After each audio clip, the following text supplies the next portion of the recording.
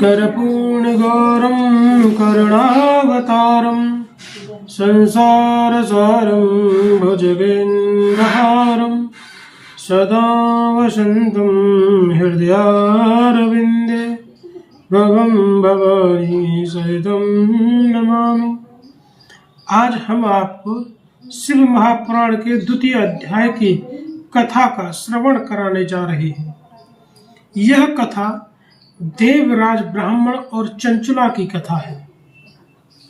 शिव पुराण के श्रवण से देवराज को शिवलोक की प्राप्ति तथा चंचला को पाप से भय एवं संसार से वैराग्य।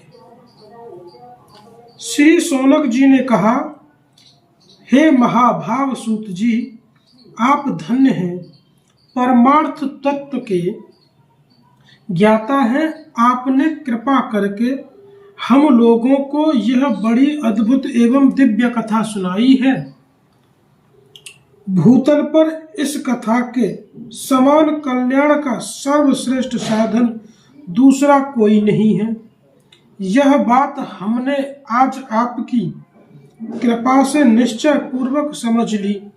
सूत जी, कलयुग में इस कथा के द्वारा कौन कौन से पापी शुद्ध होते हैं, उन्हें कृपा पूर्वक बताइए और इस जगत को कृतार्थ कीजिए। सूत जी बोले, मुनि, जो मनुष्य पापी, दुराचारी, खल तथा काम क्रोध आदि में निरंतर डूबे रहने वाले हैं, वे भी इस पुराण का श्रवण पठन से अवश्य ही शुद्ध हो जाते हैं। इसी विषय में जानकर मुनि इस प्राचीन इतिहास का उदाहरण दिया करते हैं, जिसके श्रवण मात्र से पापों को पूर्णतः नाश हो जाता है। पहले की बात है, कहीं किरातों के नगर में एक ब्राह्मण रहता था, जो ज्ञान से अत्यंत दुर्बल, दरिद्र, रस बेचने वाला तथा वैदिक धर्म से विमुख था। वह स्नान, संध्या आदि कर्म से भ्रष्ट हो गया था और वैश्यावृत्ति में तत्पर रहता था। उसका नाम था देवराज। वह अपने ऊपर विश्वास करने वाले लोगों को ठगा करता था। उसने ब्राह्मण, क्षत्रिय से वैश्यों, शूद्र तथा दूसरों का भी अनेक बहानों से मारकर उनका धन हड़प लिया था, परंतु उस पापी का थोड़ा भी धन कभी धर्म के काम में नहीं लगा था। वह वैश्यागामी तथा सब प्रकार से आचार भ्रष्ट था। एक दिन घूमता घामता वह देव योग से प्रतिष्ठानपुर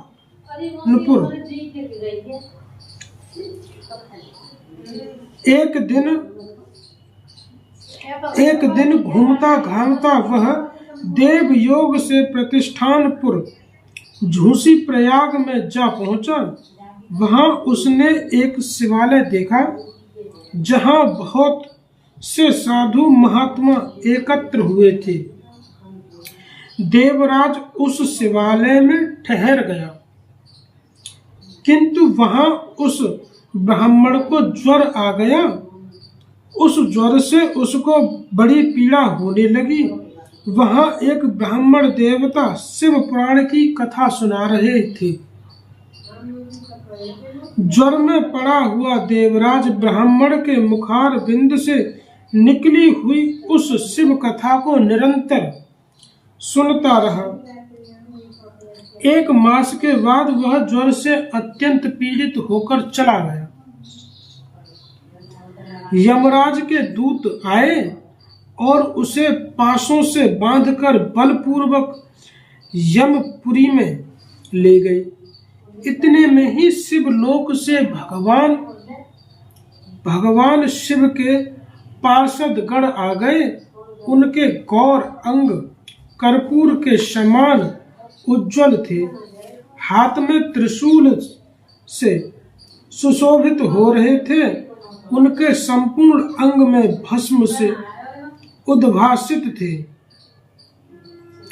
और रुद्राक्ष की मालाएं उनके शरीर की शोभा बढ़ा रही थीं।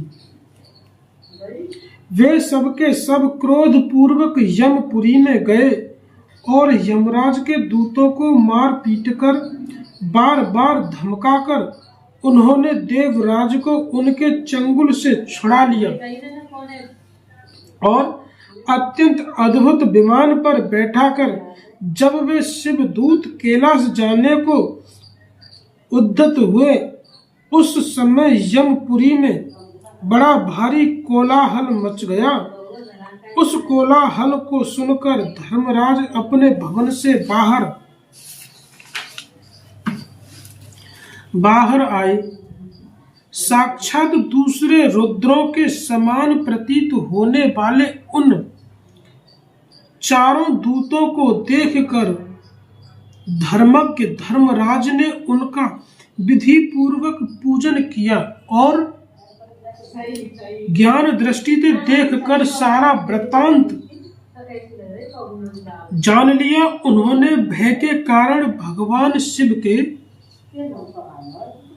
उन महात्मा दूतों से कोई बात नहीं पूछी, उल्टे उन सब की पूजा एवं प्रार्थना की। तत्पश्चात वे शिवदूत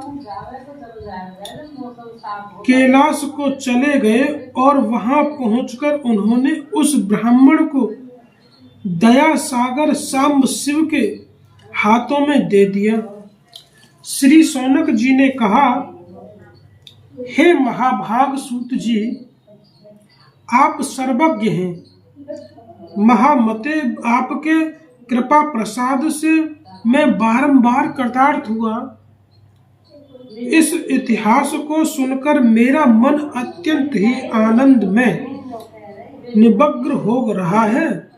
अतः अब भगवान शिव में प्रेम बढ़ाने वाली शिव संबंधी दूसरी कथा को भी कहिए।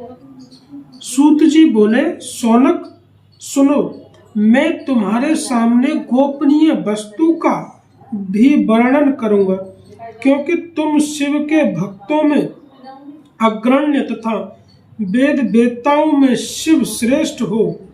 समुद्र के निकटवर्ती प्रदेश में एक वास्कल नाम का ग्राम है, जहाँ वैदिक धर्म से विमुख महापापी द्विज निवास करते हैं और वे सबके सब बड़े दुष्ट हैं। उनका मन दूषित विषयों में भोगों में ही लगा रहता है। वे अपने देवताओं पर विश्वास करते हैं, न कि भाग्य पर। वे सभी कुटिल वृत्ति वाले हैं, किसानी करते हैं और भांति भांति के घातक अस्त्र शस्त्र रखते हैं। वे व्यभिचारी और खल हैं। ज्ञान वैराग्य तथा सद्धर्म का सेवन ही मनुष्यों के लिए परम पुरुषार्थ है। इस बात को वे बिल्कुल नहीं जानते। वे सभी पशु बुद्धि वाले हैं। जहाँ के द्विज ऐसे हों, वहाँ के अन्य वर्णों की विषय में क्या कहा जाए। अन्य वर्णों के लोग भी उन्हीं की भांति कुत्सित विचार रखने वाले स्वधर्म विमुख एवं खल हैं। वे सदा कुकर्म में लगे रहते हैं और नित्य विषय भोगों में ही डूबे रहते हैं। वहाँ की सब स्त्रियां भी कुटिल स्वभाव की, स्वेच्छाचारिणी, पापसक्त, कुत्सित विचार वाली और व्यवहारचारिणी हैं। वे सद्व्यवहार तथा सदाचार से सर्वथा शून्य हैं। इस प्रकार वहाँ दुष्टों का ही निवास है। उस वास्कल नाम के ग्राम में किसी के समय एक बिंदुक नामधारी ब्राह्मण रहता था। वह बड़ा अधम था, दुरात्मा और महापापी था। यद्यपि उसकी स्त्री बड़ी ही सुंदरी थी तो वह भी कुमार्ग पर ही चलता था। उसकी पत्नी का नाम चंचुला था। वह सदा उत्तम धर्म के पालन में लगी रहती थी, तो भी उसे छोड़कर वह दुष्ट ब्राह्मण वैश्यागामी हो गया था। इस तरह से कुकर्म में लगे हुए उस बिंदु के बहुत वर्ष व्यतीत हो गए। उसकी स्त्री चंचुला काम से पीड़ित होने पर भी स्वधर्म नाश के भय से क्लेश सहकर भी दीर्घ काल तक धर्म से भ्रष्ट नहीं हुई, परंतु दुराचारी पति के आचरण से प्रभावित हो आगे चलकर वह स्त्री भी दुराचारणी हो गई। इस तरह दुराचार में डूबे हुए उन मूढ़ चित्त वाले पति पत्नी का बहुत सा समय व्यर्थ बीत गया। तदनंतर शूद्र जाति वैश्या का पति बना हुआ वह दूषित बुद्धि वाला दुष्ट ब्राह्मण बिंदु समय अनुसार मृत्यु को प्राप्त हो नरक में जा पड़ा। बहुत दिनों तक नरक के दुख भोग कर वह मूढ़ बुद्धि पापू विंध्य पर्वत पर भयंकर पिशाच हुआ। इधर उस दुराचारी पति बिंदुक के मर जाने पर वह मूढ़ हृदया चंचुला बहुत समय तक पुत्रों के साथ अपने घर में ही रही। एक दिन देव योग से किसी पुण्य पर्व के आने पर वह स्त्री भाई बंधुओं के साथ गोकर्ण क्षेत्र में गई।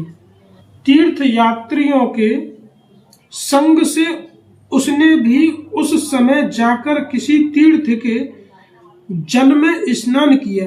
फिर वह साधारणतया मेला देखने की दृष्टि से बंधु जनकों के साथ यत्र तत्र घूमने लगी। घूमती घामती किसी देव मंदिर में गई और वहां उसने एक देवज्ञ ब्राह्मण के मुख से भगवान शिव की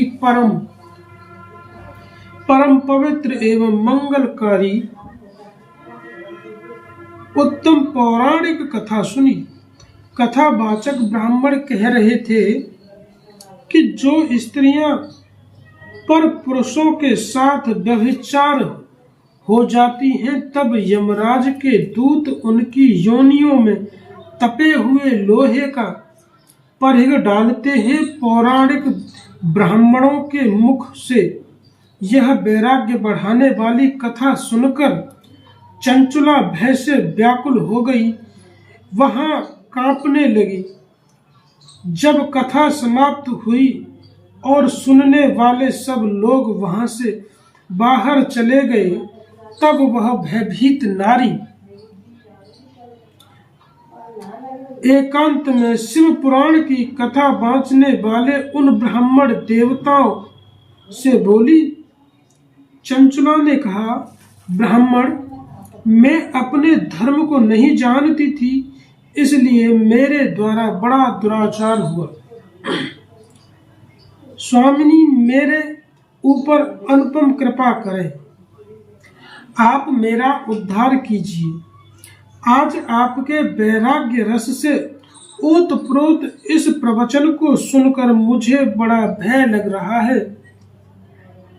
मैं कांप उठी हूं और मुझे इस संसार से वैराग्य हो गया। मुझे मूढ़ चित्त वाली पापनी को धिक्कार है।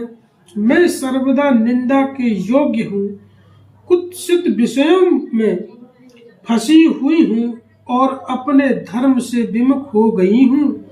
हाय, न जाने किस किस घोर कष्टदायक दुर्गति में मुझे पड़ना पड़ेगा और वहाँ कौन कौन बुद्धिमान पुरुष कुमार्ग में मन लगाने वाली मुझ पापनी का साथ देगा।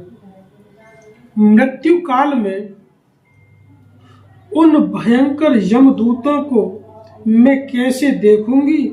जब वे बलपूर्वक मेरे गले में फंसे डालकर मुझे बांधेंगे, तब मैं कैसे धीरज धारण कर सकूंगी। नरक में जब मेरे शरीर के टुकड़े टुकड़े किए जाएंगे और उस समय विशेष दुख देने वाली उस महायातना को मैं वहां कैसे सहूंगी। हाय, मैं मारी गई, मैं जल गई, मेरा हृदय विदीर्ण हो गया और मैं सबके प्रकार से नष्ट हो गई, क्योंकि मैं हर करती हूँ वे मेरे मन के बाद जब यमलोक में तरह से पाप में ही डूबी रहूं। ब्राह्मण, आप ही मेरे गुरु और आप ही माता और आप ही पिता हैं। आपकी शरण में आई हुई मुझ दीन अबला का आप ही उद्धार कीजिए, उद्धार कीजिए। सूत जी कहते हैं, शौनक, इस प्रकार खेद और वैराग्य युक्त हुई चंचला ब्राह्मण देवता के दोनों चरणों में गिर पड़ी। तब उन बुद्धिमान ब्राह्मण ने कृपा पूर्वक उसे उठाया और इस प्रकार कहा। आज का हमारा यह द्वितीय अध्याय यहीं पर समाप्त हुआ। आप सभी को धन्यवाद।